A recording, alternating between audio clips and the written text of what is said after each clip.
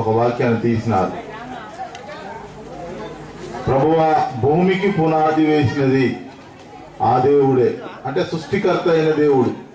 ఈ దేవుని తెలుసుకోకుండా మన పరలోకానికి వెళుతామంటే అది భ్రమ. ఆయనే భూమికి పునాది వేసినాడు. మన ప్రభువైన యేసుక్రీస్తుకే యుగ యుగములకు మహిమ కలుగును గాక. ఆమేన్, ఆమేన్, ఆమేన్, ఆమేన్. పరిపూర్ణ యవనస్తులందరికీ, ముఖ్యంగా మరి సారయ్య, పవన్ మరియు భాస్కర్, ఇంకా యవన బిడ్డలు ఎవరెవరు ఉన్నారు వాళ్ళందరికీ ప్రత్యేకమైనటువంటి మన రవిపాల్ అందరికీ పేరు పేరున, దినేష్ గారికి అందరికి పేరు పేరున వందనాలు.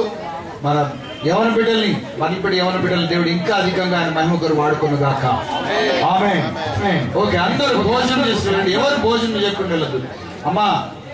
మరి హౌసింగ్ బోర్డు నుంచి వచ్చినటువంటి వారు ఎవరెవరు ఉన్నారు వాళ్ళందరూ భోజనం చేయకుండా వెళ్ళదు. అందరు భోజనం చేసి వెళ్ళండి. అందరి కొరకు ఏర్పాటు చేయబడ్డది, భోజనం చేసి వెళ్ళండి. దేవుడు